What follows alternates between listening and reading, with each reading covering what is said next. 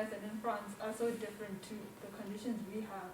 And so when you mentioned like how people were not open in your country to it, I was like, I understand where they're coming from, because the government has to reassure people that they are considering the context in which we are in, and that is the African context, and you have to take in a lot of things, our past, you have to think about a lot before we can exercise our democracy, and you have to factor that into a democracy that can be viable and livable for us.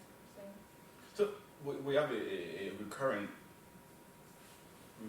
event that happened in Africa is that we have a country that has democracy for 10 years, and then there's a coup d'etat, then overthrown, then we have to restart all again.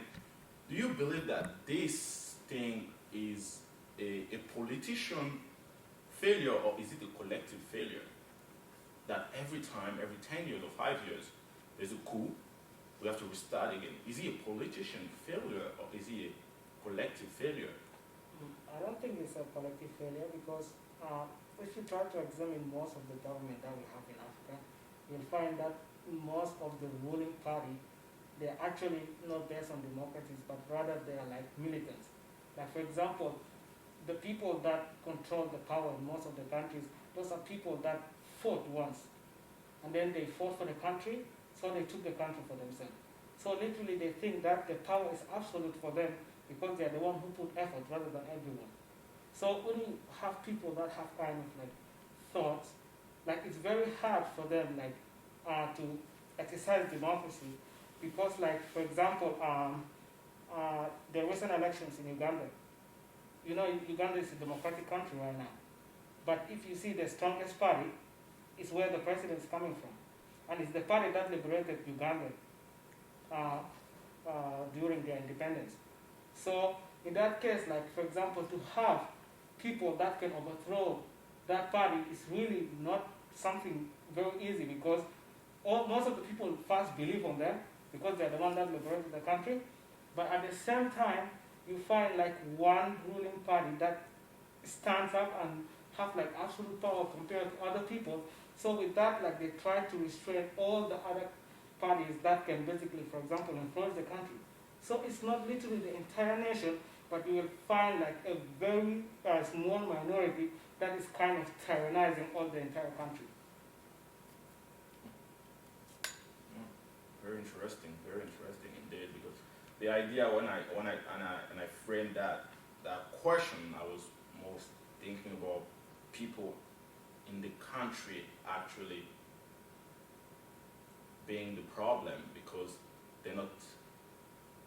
I feel like, as we said, education is key, and people are not well educated, that they make bad choices. For example, they don't choose based on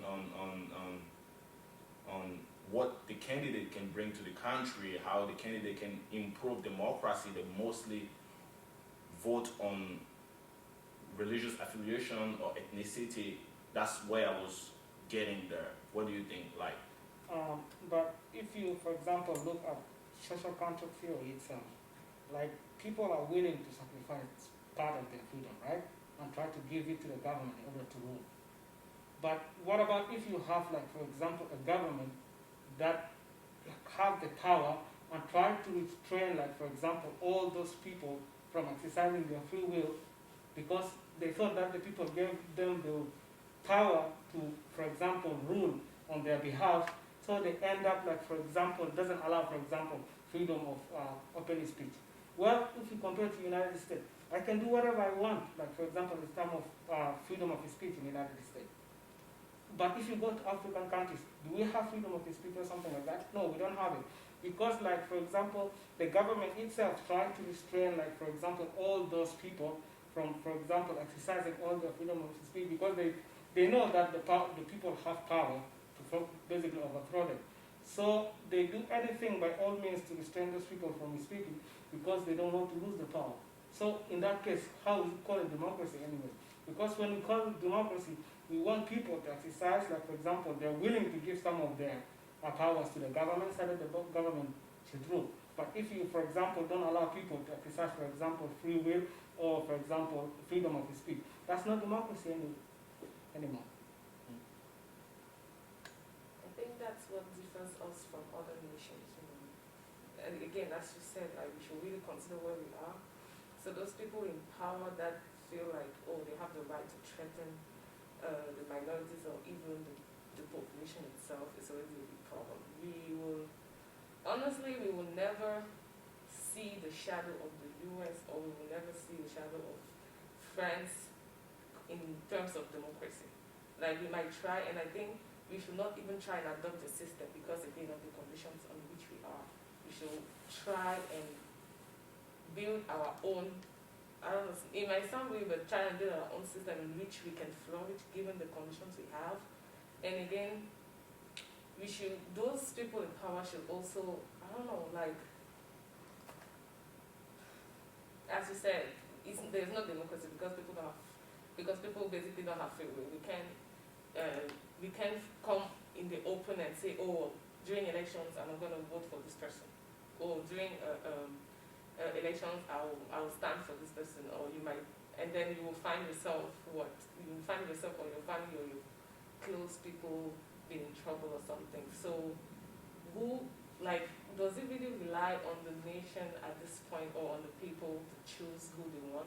I think if we want this thing to work, we should break everything. Like, everything should be built from scratch again, because it's so spoiled.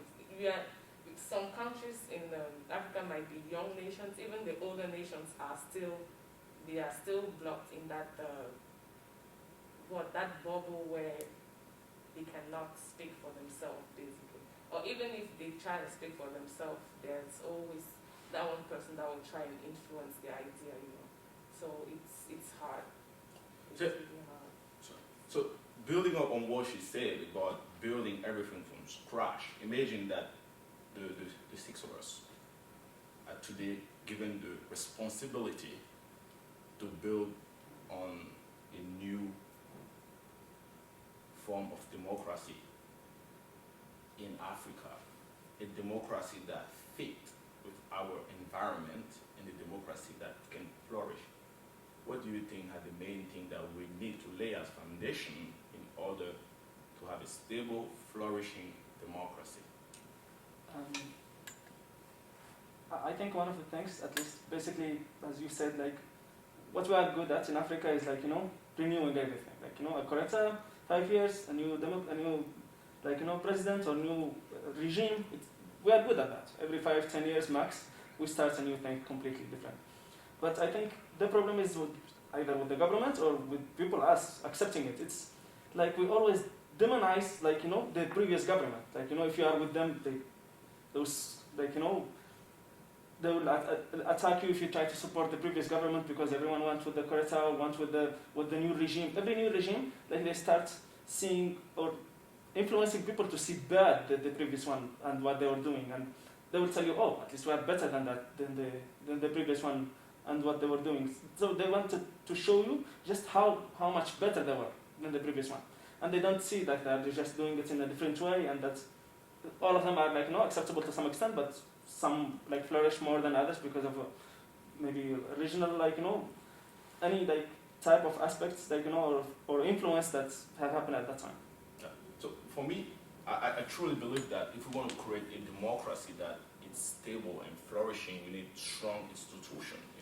Because as we said, politicians have absolute powers sometimes, and in order to diminish the absolute power, we need institutions that can check on them, check and control whether they are overusing the power. For example, creating strong executive, legislative, and judiciary institutions that can check on those different power things. And also adding on what many of us said here about education, we need to truly have subjects that are devoted to the teaching of democracy and the exercise of politics. Because as we say, a lot of people think about elections and politics as a tribal thing, as an ethnic thing. No, it needs to be as a nation thing. People need to think outside of the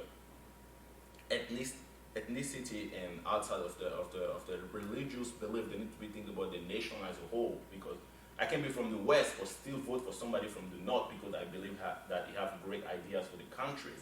So yeah, institution, education, and eradicating this mentality of tribalism and ethnicity and religious affiliation to actually make, create a democracy that can be stable and flourish.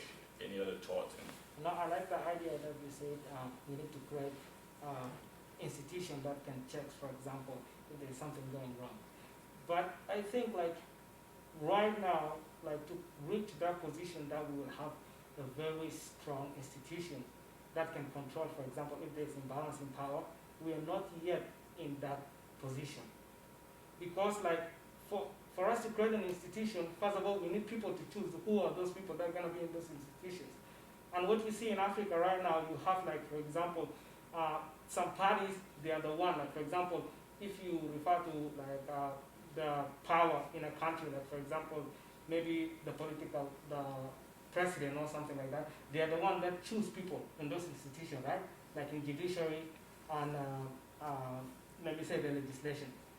But for us to make sure that doesn't happen, like that, whether, for example, the government chooses people that they prioritize so that it will influence the way they rule, we need to make the people the one to choose that one. But for us to make the people to choose those people, right now in Africa, most people have already scared of the political ruling that they have.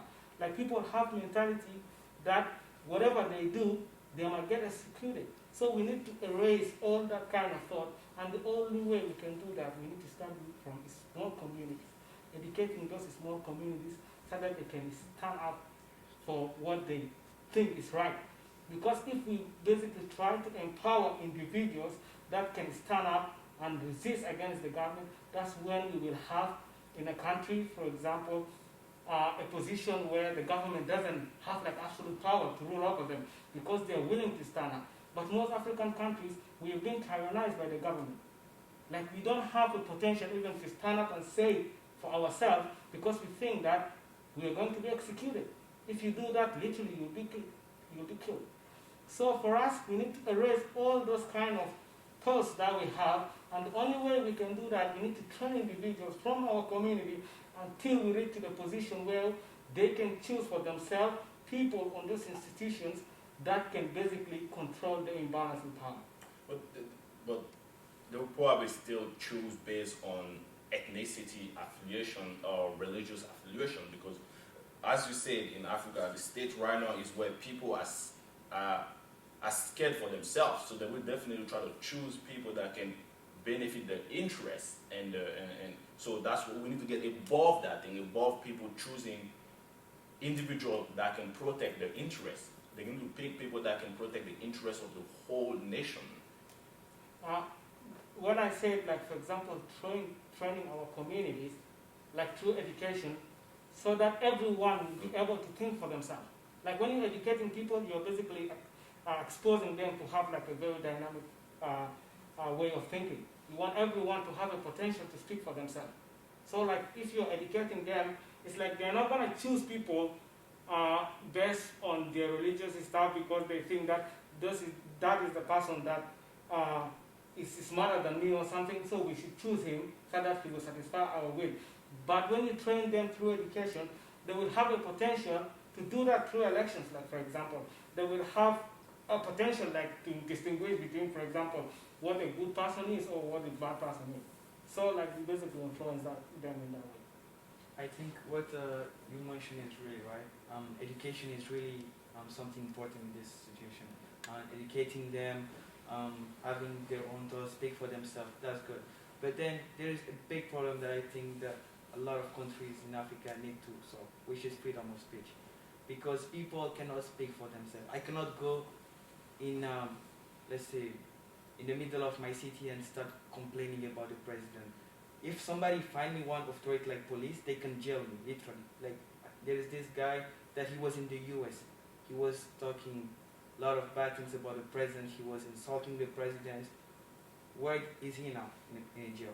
Literally. People cannot speak for themselves. They cannot. Like, no matter how educated you are about a topic, but then if you cannot oppose, like, the ruling party, then what is it? Is it democracy or is it dictatorship?